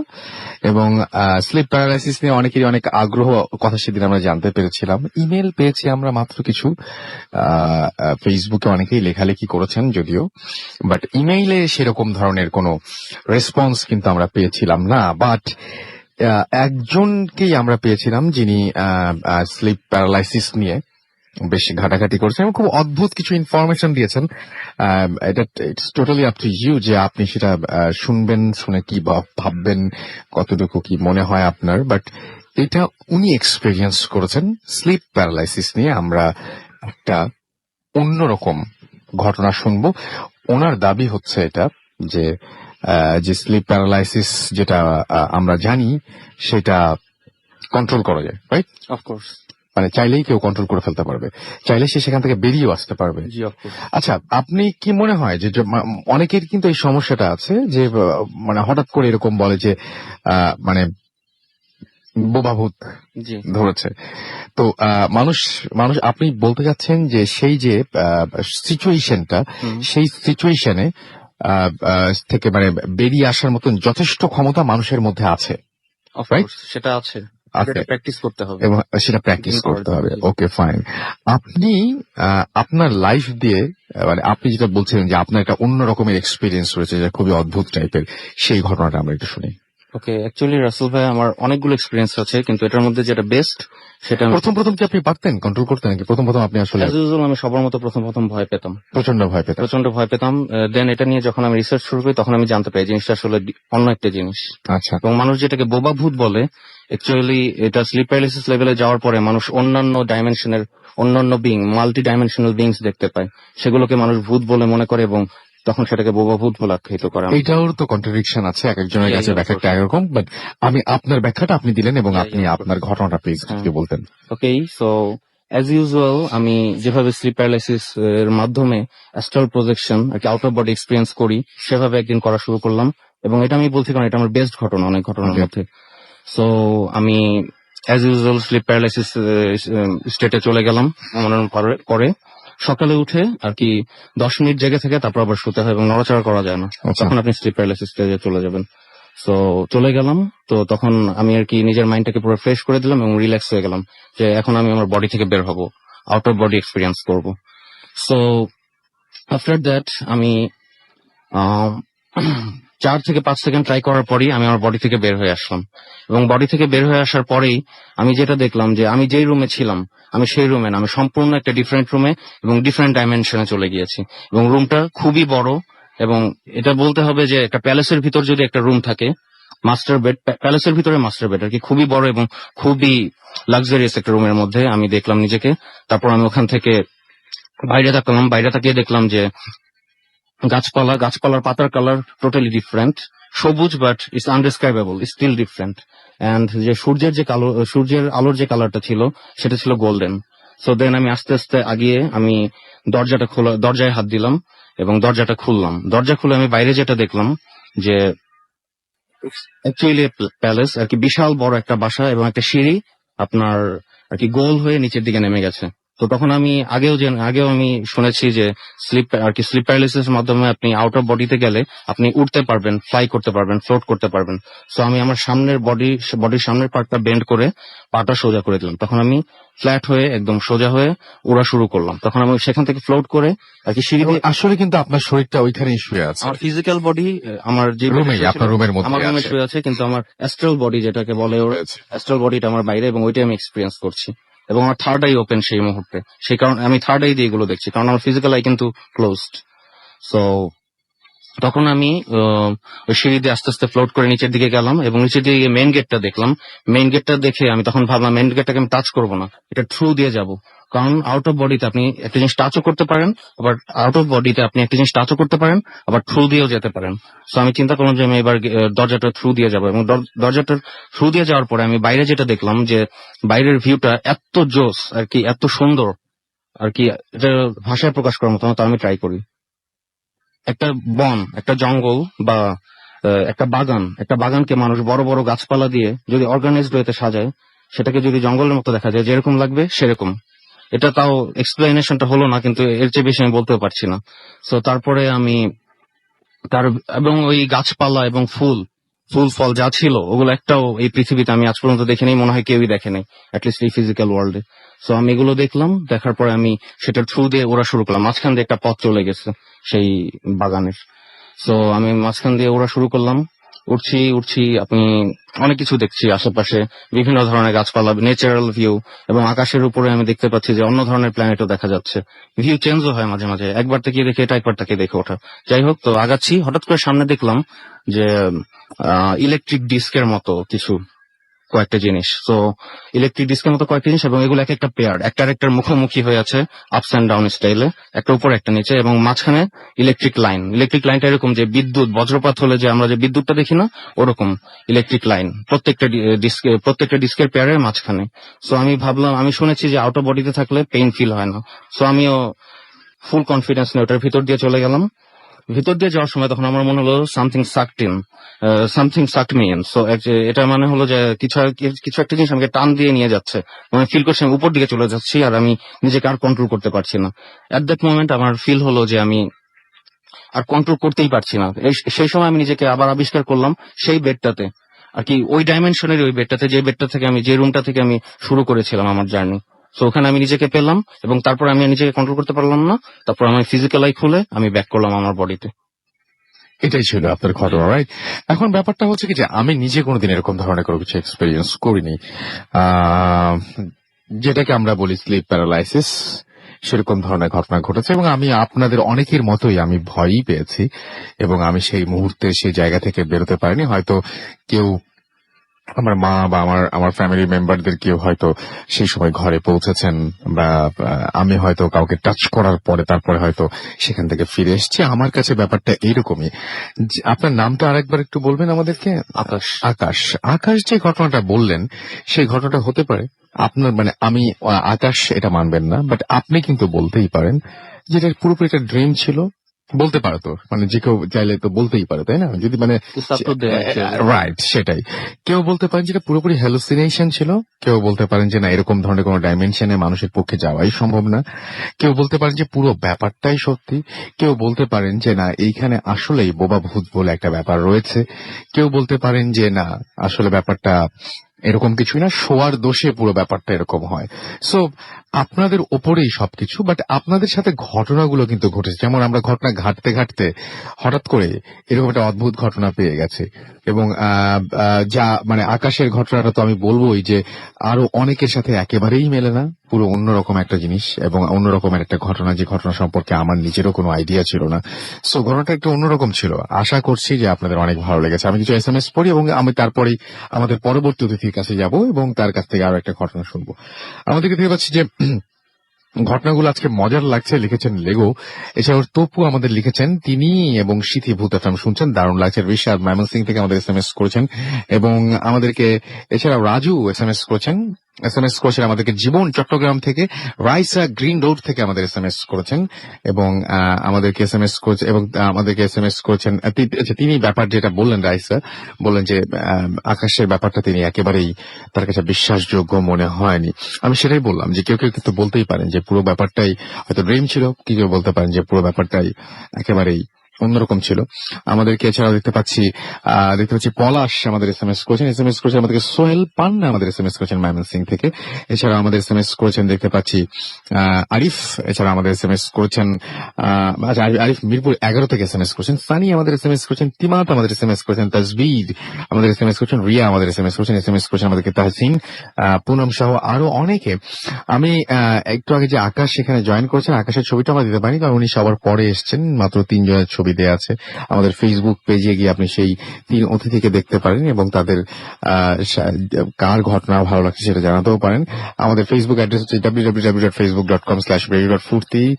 আপনি সেখানে গিয়ে লাইক দিয়ে কমেন্টও করতে পারেন। আপনাদের সারা সপ্তাহ জুড়ে আপনাদের জন্য আমি আছি সেই কমেন্টগুলো পড়ে দেখার, সেগুলো খোঁজ নেওয়ার যে কোন গল্পটা আপনার কাছে ভালো লেগেছে, কোন ঘটনাটা আপনার কাছে ভালো লাগেনি।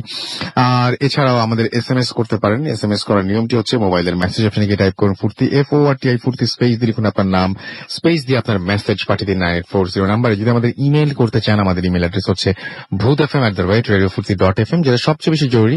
এবং আশা করছি যে এইখানে আপনারা আপনাদের জানা সেরা ঘটনাগুলো পাঠিয়ে দেবেন আমাদের কাছে, এবং অবশ্যই ঘটনা পাঠানোর সময় উল্লেখ করবেন যে এই ঘটনাটি আপনি স্টুডিওতে এসে শেয়ার করতে চান নাকি আপনি চান যে আপনার ঘটনা আমরা পড়ে শোনাই।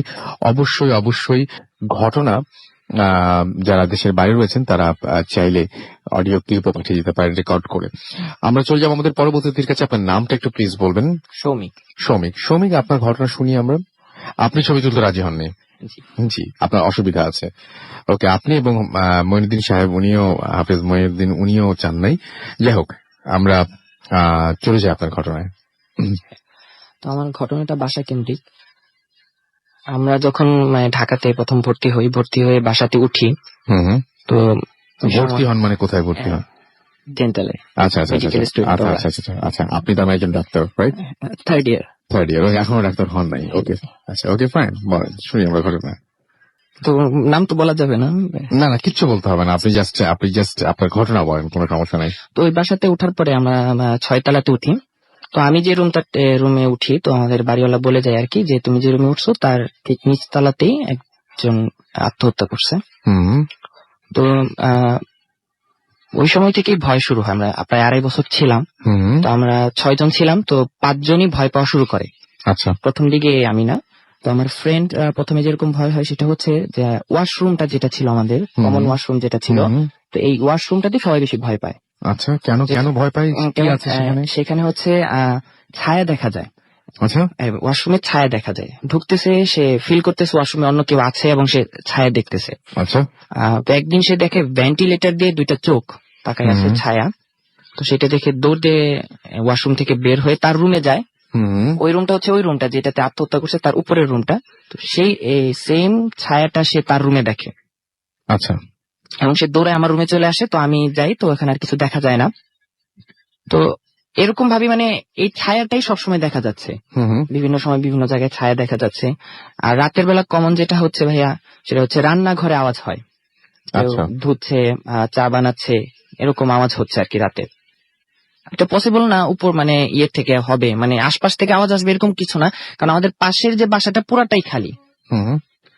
তো এরপরে আমার এক ফ্রেন্ড সে একদিন এরকম শুয়ে আছে, তো দেখে আমাদের যে বুয়া রান্না করতে আসে, তো এরকম একটা বুয়া রাত তখন 4টা বাজে এসে তাকে বলতেছে যে ভাইয়া কি রান্না করবো। তো রাত 4টার সময় তার বুয়া আসার কথা না, এবং সেই সময় আমাকে ধাক্কা দেয় এবং আমরা একই সাথে 2 জন এই জিনিসটা দেখি। একটা মহিলা এরকম সাদা কাপড় পরে দাঁড়ায় আছে। আচ্ছা, এবং আমি সজাগ পেয়ে যাই, 2 জনই বসে যাই, তো এরকম জিনিসটা মিলে যায়। তো আমার সাথে যেটা হলো, ফার্স্ট যেটা হয়েছে বাসাতে, সেটা হচ্ছে যে আমি দুপুরে শুয়ে আছি ক্লাস থেকে এসে। শুয়ে থাকার পরে এরকম আওয়াজ হচ্ছে যে, আমি তো মেইন গেট লক করেই শুয়ে গেছি, তো আমি শব্দ পেলাম যে মেইন গেট খুললো, কেউ ঢুকলো, জুতা খুলতেছে, বিভিন্ন রুমে যাচ্ছে। তো আমি মনে করছি আমার ফ্রেন্ডরা আসতেছে, কিন্তু একটু পরে মনে হলো আমার তো মেইন গেট আটকানো। তো আমি উঠে যাই, দেখি যে আসলে কেউ আসে না। তো আমার মেইন আরো ভয়ঙ্কর যে ঘটনাগুলো ঘটে সেটা হচ্ছে বাসাটা ছাড়ার আমরা ডিসিশন নেই। তো ডিসিশন নেওয়ার আমরা বাসাটা ছেড়ে দেওয়ার 2 মাস আগে ফার্স্ট আমার সাথে যে ঘটনাটা ঘটে সেটা হচ্ছে একদিন রাত 3টার সময় আমি পড়াশোনা করতেছিলাম। তো পড়াশোনা শেষ করে উঠে আমি ওই দিন বাসায় আমরা 2 জনই ছিলাম। আচ্ছা, তো আমি একটা হাতে চকলেট নিয়ে আমি বারান্দায় যাই। তো আমি আওয়াজ শুনি আমার পিছনে, তো পিছন ফিরে দেখি একটা বাচ্চা ছেলে 5-6 বছরের হুম হুম রুমের মাঝে দাঁড়ায় আছে। ভাইয়া তখন রাত 3টা 6 তালাতে, এটা তো সম্ভব না। হুম হুম। তো বাচ্চাটা আমাকে বলতেছে যে ভাইয়া আপনার চকলেটটা আমাকে দেন। আচ্ছা। তো আমি চকলেটটা বাচ্চার হাতে দিই, তো সে সুন্দর করে পাশ করে বারান্দা দিয়ে নেমে চলে যায় 6 তলা থেকে।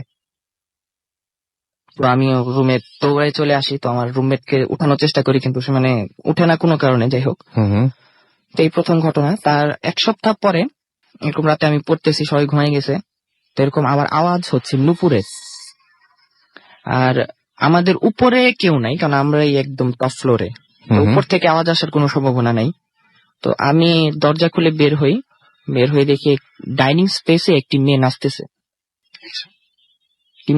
ডাইনিং স্পেসে, মানে ওই যেরকম দেখায় আর কি, একদম ঘাগরা ঠাগরা পরনো, এরকম নাচতেছে। তো আমি প্রচন্ড ভয় পেয়ে যাই এবং আমি আবার আমার রুমে চলে আসি। তো এরকম চলতেছিল। তো পরের দিন তো সবাইকে ঘটনাগুলা বললাম। তো এরপরে মাঝখানে একটা ঘটনা মিস করে গেছে ভাইয়া, সেটা হচ্ছে যে আমাদের রুমে ওই ওয়াশরুমেই আমরা 4 জন এক রুমে ছিলাম, মানে এরকম শুক্রবার দিন ভূত FM শুনবো। তো এই শব্দ পেলাম, ওয়াশরুম খুলে কেউ ওয়াশরুমে ঢুকেছে, মগে পানি নিল এবং সেই পানিটা ঢাললো, এবং এই পানিটা যে পাইপ দিয়ে গেছে এই আওয়াজটা পর্যন্ত পাওয়া গেছে। আমরা দৌড়ায় 2 জন ওয়াশরুমে গেছি, তো যাই দেখি ওয়াশরুম ড্রাই। আচ্ছা। তো কেউ থাকার কথা না, কারণ 4 জনই আমরা একসাথে ছিলাম। রাইট। আচ্ছা, তারপর লাস্ট যেটা ঘটনা, বাসা ছেড়ে দেওয়ার 1 সপ্তাহ আগে আমি এরকম শুয়ে আছি, আমার রুমে ঘুমিয়ে গেছি। তো আমি আওয়াজ পেলাম আমার রুমের দরজা কেউ খুলে আমার রুমে ঢুকছে। তো আমি এক পাশে কাত হয়ে শুয়েছিলাম। তো এরপরে আমি বুঝলাম যে আমার পাশে এসে কেউ মানে শুয়ে গেল। আপনার পাশে একদম আপনার বিছানাতে? একদম আমার পাশে। আমি একদম শ্বাস প্রশ্বাস নিচ্ছে, গরম বাতাস পাচ্ছি, টাচ পাচ্ছি। তো আমি চিন্তা করলাম যে এরকম কেউ নাই যে এসে আমার পাশে শুবে। তো আমি পাশ ফিরতে গেলাম, তো এই সময় হাত এবং পা দিয়ে আমাকে জড়াই ধরছে, জড়াই ধরে বলতেছে পাশ ফিরো না, দেখার কোনো দরকার নেই। আচ্ছা। তখন আমি আরো ভয় পেয়েছি যে এরকম টোনের তো কেউ নাই আমার বাসায়। তো আমি বুঝতে পারলাম যে হয়তো সামথিং রং। তো আমি দোয়া কালাম পড়ার জন্য চেষ্টা করতেছি, তো আমার বলতেছে দোয়া কালাম পড়ো না, দোয়া কালাম পড়ে কি হবে, আমি তোমার কোনো ক্ষতি করবো না, দোয়া কালাম পড়ে লাভ হবে না ভাই বলে আরো জোরে চাপ দিচ্ছে। আচ্ছা। তো আমি সাথে সাথে আরো জোরে দোয়া কালাম পরে জোরে একটা শরীর প্রচন্ড শক্তি দিয়ে একটা পুরা শরীরকে একটা ঝাঁকি দেই। তো আমি বুঝলাম যে আমার পাশে কেউ মানে খাটের থেকে কেউ পড়ে গেলে যেভাবে আওয়াজ হয় এরকম আওয়াজ হলো। তো আমি সাথে সাথে লাফ দিয়ে উঠে বসে গেছি, দেখি একটা ছেলে একটা শার্ট পরানো, লাল চেক একটা প্যান্ট পরানো, সে পড়ে গেছে, পড়ে যায় হাসতেছে আর আমার বলতেছে ফেলে দিলে কেন? আচ্ছা, আমি তো তোমার কোনো ক্ষতি করিনি বলে সে হাসতে হাসতে মিলাই গেল। মানে প্রথমে আমি ঠিক বুঝি নাই যে আসলে কি, মানে আমি তাকাইতেছি আশপাশে যে আমি কি দেখলাম। তারপরে প্রচন্ড ভয় পেয়েছি, পরে আমি আমার রুমমেটকে জাগাই। তো এই ছিল ঘটনা। এরপর আমরা তো বাসা ছেড়ে দিলাম, এখন নতুন বাসায় উঠছি ভাইয়া। এটাতেও 1 মাস যাবত সমস্যা হচ্ছে। তো আমাদের যে বাসাটা, এই বাসাটা 6 মাস আমরা এখন যে ফ্ল্যাটে উঠছি, ফ্ল্যাটটা 6 মাস যাবত খালি ছিল, কোনো কারণে ভাড়া হচ্ছিল না।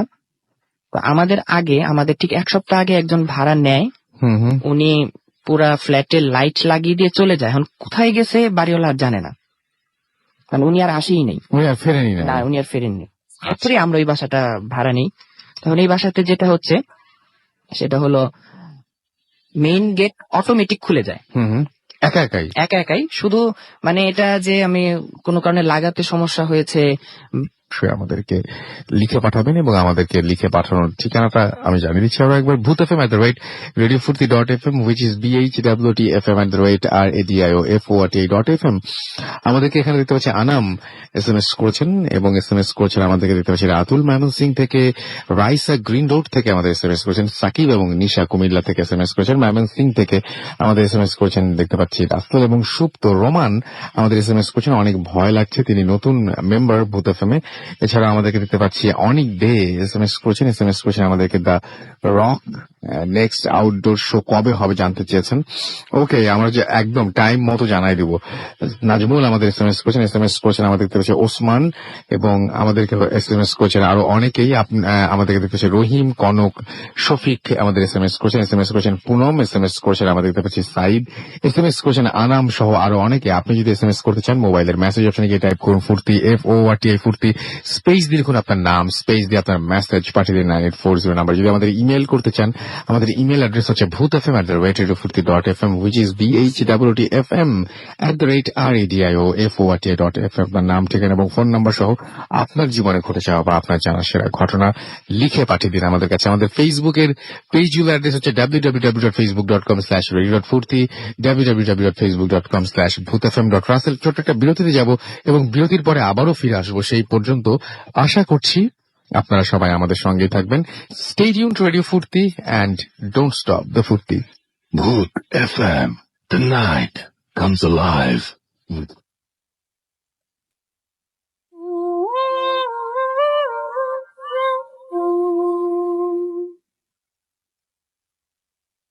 Welcome back. ঘড়িতে সময় রাত 1:28। আপনারা বুঝতেই পারছেন অনেক টায়ার্ড এবং কিছুক্ষণের মধ্যে হয়তো ঘুমোতে যাবেন, কারণ একটু পরে আবার উঠতে হবে। এখন তো সময় অনেক এগিয়ে এসছে, আমরা তাড়াতাড়ি শেষ করি। আমাদের পরবর্তী ঘটনা নিয়ে আসছেন আবারও দিনার। আমরা দিনারের কাছে যাই এবং তার কাছ থেকে আমরা পরবর্তী ঘটনা শুনে আসি। দিনার, শুনি আপনার পরবর্তী ঘটনাটা। জি রাসেল ভাই, আমি এখন যে ঘটনাটি শেয়ার করছি এটা আমাকে বলেছেন তোফায়েল আঙ্কেল। তো আমি সবসময় ঘটনায় চলে যাই। জি। তো ঘটনাটি ঘটে আমাদের লালবাগেই কোন একটা মাদ্রাসাকে নিয়ে। তো আমি মাদ্রাসাটির নাম বলছি না। তো ঘটনাটি ঘটে 1984-এ। তো ওনাদের মাদ্রাসায় যে হুজুরগুলো ছিলেন, তো স্টুডেন্টরা সবাই জানতেন যে সবগুলো হুজুরেরই কিছু না কিছু মানে জিন পালতেন সবাই। তো আর ওনাদের যারা হেফজ বিভাগে যেসব স্টুডেন্ট ছিল, তো প্রতি সপ্তাহের বুধবার ওনাদের সবক নেওয়া হতো, মানে হচ্ছিল রিভিশন নেওয়া হতো। তো যে হুজুর নিতেন, তো ওনার উপর সেই বুধবার দিনই একটি জিন আসতো তার উপর। তো স্টুডেন্টরা যেটা জানতো যে তাদের পড়া জিন নিচ্ছেন, তাদের পড়া সবকটা জিন নিতেছেন। তো এরকম একদিন মঙ্গলবার রাতে সবাই পড়াশোনা করতেছিল। তো সুমন, যার সাথে ঘটনাটি ঘটে, তো সে পড়াশোনা শেষ করে সে মাদ্রাসার মধ্যে ঘুমিয়ে পড়ে। তো সে রাত 1:30-2টার দিকে মানে সুমন শুনতেছে যে সুমনের জানলা দিয়ে কেউ একজন তাকে ডাকতেছে। তো সুমনের ঘুম ভেঙে যাওয়ার পর সুমন যখন জানলার দিকে লক্ষ্য করলো, তখন সুমন দেখতেছে যে সুমনের বাবা সুমনকে জানলা দিয়ে ডাকতেছে। তো যে পাশে জানলা দিয়ে ডাকতেছে রাসেল ভাই, সেই পাশটা ছিল রাস্তার পাশের একটা অংশ। তো ওইখানে কোনো মানুষ মানে কারো পক্ষে সেখানে দাঁড়ানো সম্ভব না। তো সুমন সেটা আর খেয়াল করেনি। সুমন ঘুমের ঘরে ছিল। তো সুমন তার বাবাকে দেখে সেখানে দৌড় দেয় জানলাটার দিকে। সুমনের বাবা তখন গ্রামে থাকে। তো সুমন জানলার কাছে গিয়ে দেখে যে সেখানে কেউই নেই। তো সুমন এসে ঘুমিয়ে পড়ে। তো ঘুম ভাঙার পর সে সকালবেলা সবার সাথে ব্যাপারটা শেয়ার করে। তো তারা যেটা জানতো যে তাদের মাদ্রাসা অনেক জিনের আনাগোনা ছিল। তো তারা ভাবে হয়তো বা কোনো জিন কিছু দুষ্টামি করেছে হয়তো বা। তো তার পরের দিনকার ঘটনা, তো সবাই ঘুমিয়েছিল। তো রাত 2টা ফজরের কিছুক্ষণ আগে 3টা 3:30 এরকম একটা সময় হবে। তো সুমনের ঘুম ভেঙে যায় যে তার এক ফ্রেন্ড তাকে ডাকতেছে ঘুমের মধ্যে। তো ঘুম ভাঙার পর সুমন জিজ্ঞেস করে যে কি হয়েছে। তখন সুমনের ফ্রেন্ড সুমনকে বলতেছে যে আমি এরকম ওয়াশরুমে যাবো, তুমি একটু আমার সাথে চলো। তো সুমন ঘুম ভেঙে তার ফ্রেন্ডের সাথে ওয়াশরুমের দিকে রওনা হয়। তো ওয়াশরুমে এখানে যাওয়ার পর সুমনের যে ফ্রেন্ড সে ওয়াশরুমে চলে যায়, টয়লেটে চলে যায়। তো সুমন বাইরে দাঁড়িয়ে ছিল। তো সুমন একটা সময় লক্ষ্য করলো যে ওই অজুখানার ওই পাশটা যে তাদের যে ওয়াশরুমটা ছিল, সেখানে একটা কালো কুচকুচে একটা বিড়াল তো সেখান থেকে বের হয়ে যাচ্ছে। তো সুমন যেহেতু ছোট ছিল, সুমন একটু দুষ্টামি করলো সেই বিড়ালটার সাথে। তো এমন একটা অবস্থা হয়েছে যে বিড়ালটা বের হতে চাচ্ছে, বাট সুমন তাকে বের হতে দিচ্ছে না। আচ্ছা। তো একটা সময় সুমন বিড়ালটার চোখের দিকে তাকায়। তো কিছুক্ষণ সে চোখের দিকে তাকিয়ে থাকে। তো এটা যখন সুমনের ফ্রেন্ড যে ওয়াশরুমে যাচ্ছে, সে ওয়াশরুম থেকে বেরিয়ে যেটা দেখে যে সুমন অনেকটা একটা ঘোরের মধ্যে চলে গেছে। সে মনে হচ্ছে যে হেপনোটাইজ হয়ে গেছে। সে বিড়ালটার দিকে অপলক দৃষ্টিতে তাকিয়ে আছে এবং বিড়ালটাও তার দিকে তাকিয়ে আছে। তো এটা দেখার পর সুমনের যে ফ্রেন্ড, সে সুমনের দিকে তাকানোর পর যখন আবার সে বিড়ালটার দিকে তাকায় রাসেল ভাই, সে দেখে যে ওই জায়গাটা কোনো বিড়াল নেই, সেখানে একটা কুকুর দাঁড়িয়ে আছে মাদ্রাসার ভিতরে। আচ্ছা। এটা ফুলি কোয়াইট ইম্পসিবল সেখানে কুকুর ঢোকা। তো সে কিছু বুঝে ওঠার আগে রাসেল ভাই, সে যখন আবার ভালো করে লক্ষ্য করলো যে সেখানে বিড়াল কুকুর কিছুই নেই, সেখানে বয়স্ক একজন লোক দাঁড়িয়ে আছে, যার দিকে সুমন অপলক দৃষ্টিতে তাকিয়ে আছে। তো সেই বয়স্ক লোককে দেখার পর সুমনের যে ফ্রেন্ড, সে চিৎকার দিয়ে সেখান থেকে দৌড় দেয়। তো দৌড় দিয়ে সে হুজুরকে গিয়ে বলে, হুজুরের রুমে গিয়ে বলে। তো হুজুর আসে। তো এসে দেখে যে সুমন সেন্সলেস হয়ে পড়ে আছে সেখানে। তো সুমনকে রুমে আনা হয়। তো ফজরের নামাজের পর যখন সুমনের সেন্স ফিরে, তখন সুমনকে তখন জিজ্ঞেস করা হয় যে কি হয়েছিল, তখন তুমি কি দেখতেছিলা। তো সুমন যেটা বলে, সুমনও সেম কথাই বলে যে আমি প্রথমে দেখলাম একটা বিড়ালের মতো, ওর চোখের দিকে তাকানোর পর আমি একটু পরে দেখতেছি যে সেটা বিড়াল না, সেটা একটা কুকুরের মতো শেপ। তার ঠিক পরে সে যেটা দেখে যে একজন বয়স্ক একজন লোক সেখানে দাঁড়িয়ে আছে, যেটা সুমনের ফ্রেন্ডও দেখে। তো তারপরে কিছু মনে নেই। তো যাই হোক, এই ঘটনা ঘটার পর সবাই বেশ ভয় পেয়ে যায়। তো হুজুর বলে দেয় যে সবাই রাতে দোয়া দুরুদ পরে ঘুমাবা। আর ওয়াশরুমে গেলে আরেকজনকে সাথে করে নিয়ে যাবা। তো তারপরের দিনকার ঘটনা, সবাই ঘুমিয়েছিল, তো ফজরের সময় সবাই উঠে উজু করার জন্য, নামাজ পড়ার জন্য। তো সবাই ঠিকই ঘুম থেকে উঠে, বাট রুমের মধ্যে সুমন নেই। সুমন নেই বলতে সুমনকে অনেক খোঁজাখুঁজি করা হয়, এর মধ্যে ফজর নামাজ শুরু হয়ে যায়। তো সবাই ফজর নামাজ শেষ করেন। তো ফজর নামাজ শেষ করে সারাদিন কিন্তু রাসেল ভাই সুমনকে খোঁজা হয় মাদ্রাসার ভিতরে, কিন্তু সুমনকে সেই মাদ্রাসার ভিতরে পাওয়া যায়নি। তো এমন না যে সুমন বা অন্য কি স্টুডেন্ট মাদ্রাসা থেকে বের হয়ে যাবে, কজ সেখানে দারোয়ান ছিল, আর কোন স্টুডেন্ট বের হয়ে যাওয়ারও কথা না। তো অনেক খোঁজাখুঁজি হয়, এর মাঝখানে রাসেল ভাই 2-3 দিন হয়ে যায়, সুমন কিন্তু পুরোপুরি অ্যাবসেন্স। তো এটা যখন মাদ্রাসা যে বড় হুজুর ছিল তাকে জানানো হয়, তো উনি ওনার একজন জিন ছিল, তো ওই বড় হুজুর যিনি, তো উনি কোন প্রসেসে করেন তা আমরা কেউ জানি না। তো উনি সেই জিনের মাধ্যমে জানতে পারেন যে সুমনকে কোন একটা জিন মাদ্রাসা থেকে নিয়ে গেছে সুমনের ঘুমানোর অবস্থায়। তো উনি যেটা করেন যে উনি সেই জিনের মাধ্যমে যেটা জানতে পারেন যে জিন ওকে নিয়ে যায় সেই জিনটা খুবই রাগী একটা জিন, এবং সে মাদ্রাসার ভিতরেই ছিল। তো ওকে আনতে হলে সেই যে জিনদের যে বাদশা, আমরা অনেক সময় শুনি যে জিনদের একজন বাদশা বলে একজন থাকেন, যে এগুলো বিচারের কাজগুলো করেন। তো তার মাধ্যমে সেই জিনকে আনতে হবে, যে জিন সুমনকে নিয়ে গেছে। তো বড় হুজুর যেটা করেন, তো এর মাঝখানে রাসেল ভাই আরো কয়েক সপ্তাহ পেরিয়ে যায়। তো কোনো একটা ছুটির কারণে এই সুমনের গার্ডিয়ানও আসে মাদ্রাসার মধ্যে।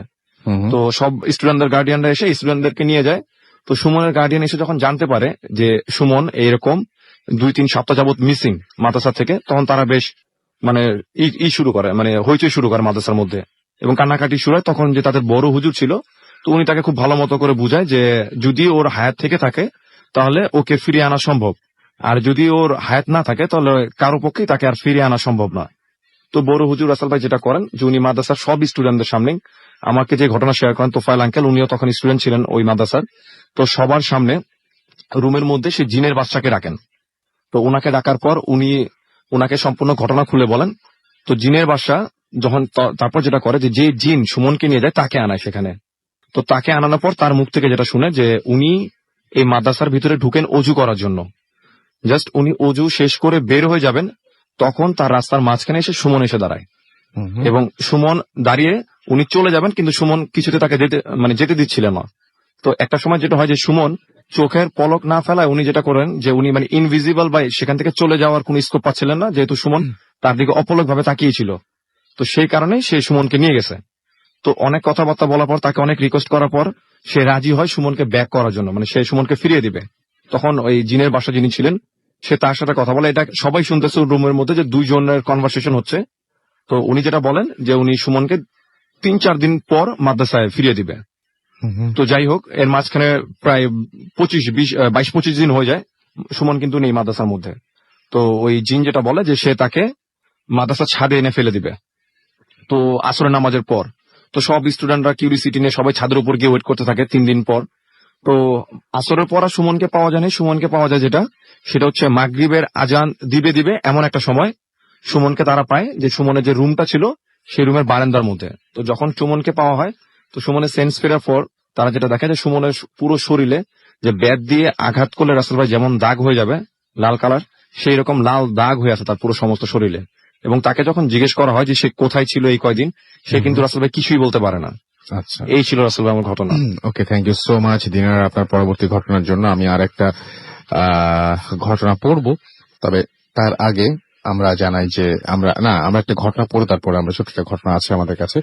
আমাদেরকে দেখতে পাচ্ছি সালাম সিলেট থেকে লিখছেন যে আকাশের ঘটনাটা তার কাছে মেডিটেশনের মতন মনে হয়েছে। মেডিটেশনে গিয়ে সে মেডিটেট করেছে এবং তারপরে সে ওইরকম একটা ডাইমেনশনে গিয়ে সে ঘুরে এসছে। আমার তো মনে হয় যে আপনি যে কোনো কিছুই বলতে পারেন, কিন্তু মানে যিনি উনি বলেছেন ওনার বিশ্বাস থেকে, আপনি আপনার বিশ্বাস থেকে বলছেন, কোনো প্রবলেম নাই, ডিসকাশন চলতে পারে। ফেসবুকে আমরা এই ডিসকাশনটা আরো অনেক দূরে এগিয়ে নিয়ে যেতে পারি, কোনো সমস্যা নাই। আমরা একটা ছোট্ট ঘটনা আমি আপনাকে জানাই, এটা একটা ইমেল পড়ি। নাজিয়া আমাদের লিখেছেন ঢাকা ক্যান্টনমেন্ট থেকে যে here is my analyst story, hope you will like it and read it on Bhoot FM. আমরা আগে মহাখালী ডিওএইচএস থাকতাম এবং রোড নাম্বার সব দিয়ে দিয়েছেন। যাই হোক, তিনি বলছেন যে কাছে একটা মাজার রয়েছে, আমাদের বাসায় কিচেন এন্ড গেস্ট রুমের জানালা দিয়ে সেই মাজারটা দেখা যেত। আমার সেকেন্ড ফ্লোরে থাকতাম আমরা, এবং আমাদের প্রায় বাসায় ছোট ছোট ইনসিডেন্ট হতো। মাঝে মধ্যে হোয়াইট পাঞ্জাবি পরা লম্বা এক বুড়ো লোককে ডাইনিং রুমে ফ্রিজের সামনে থেকে কিচেনের দিকে হেঁটে চলে যেতে দেখা যেত। এটা মাঝে মাঝে দেখা যেত। আপনি চিন্তা করুন, একটু পরে সেহরির জন্য উঠতে হবে, এবার এখনো হয়তো বুদাফিল্ম শেষ করে ডাইনিং রুমে একবার যেতে হতেও পারে। গেস্ট রুমের জানালার পাশের ওয়ালে একটা উল্টো হাতের ছাপ দাগ ছিল। হাতে তেল লাগিয়ে ওয়ালে হাত রাখলে যেমন হয়, দাগটা ছিল ঠিক সেরকম। আমরা ভেবেছিলাম আমাদের কারোর হাতের দাগ, কিন্তু কোনোভাবেই কারো হাতের সাথেই সেই দাগটি মেলেনি এবং দাগটা দেখে মনে হতো কেউ দেয়াল থেকে উল্টো হয়ে মেঝের দিকে নেমে গেছে। বোঝেন অবস্থা। আমার এইচএসসি এক্সামের আগে আমি গেস্ট রুমে শিফট হয়ে যাই। মাঝে মাঝে রাতে ঘুমানোর সময় আমি শুনতে পেতাম যে আমার পায়ের কাছে, কখনো মাথার কাছে কেউ বসে মানে মাঝে মাঝেই নাক দিয়ে জোরে জোরে নিঃশ্বাস নিচ্ছে এবং নিঃশ্বাস নিলে যেরকম একটা সাউন্ড হয় সেরকম একটা সাউন্ড হচ্ছে। গেস্ট রুমের বাথরুমে 2টা ডোর ছিল। ঘুমাতে যাওয়ার আগে বাথরুমের লাইট জ্বালিয়ে রাখতাম এবং একটা ডোর লক করে দিতাম আর একটা ওপেন থাকতো রুমে আলো ঢোকার জন্য। একদিন রাতে শুয়ে পড়ার ঠিক একটু পরেই বাথরুমের ডোর লক খুললে যেমন শব্দ হয় সেরকম পট করে একটা শব্দ হলো। আমি বাথরুমের দিকে অনেকক্ষণ তাকিয়ে থাকলাম, ভাবলাম কেউ হয়তো গিয়েছে, বাট কাউকেই দেখতে না পেয়ে আমি রুমে লাইট জ্বালিয়ে বাথরুমে গেলাম। যে দেখলাম যে ডোরটা লক করা, সেটা লকটা খোলা। সেদিন রাতে আমি লাইট জ্বালিয়ে ঘুমিয়েছিলাম। আরো 4টা ঘটনা রয়েছে, সেই ঘটনাগুলো পাঠাবেন তিনি এবং সেই ঘটনার জন্য আমরা অপেক্ষা করলাম। চমৎকার ছোট ছোট করে অনেক ভয়ঙ্কর ভয়ঙ্কর কিছু হিন্টস তিনি দিয়েছেন এবং এই যারা শুনেছেন তাদের আমি বিশ্বাস করি প্রত্যেকেই তাদের বাসার দৃশ্যগুলো দেখতে পেয়েছেন। And thank you very much Nazia. আপনার পরবর্তী ঘটনার জন্য আমরা অপেক্ষা করছি। Stay tuned to radio Foorti and don't stop the Foorti. ছোটটা বিরতির পরে আবারও ফিরে আসছি। আমার সাথে থাকবেন, কোথাও যাবেন না। ফিরে আসছি।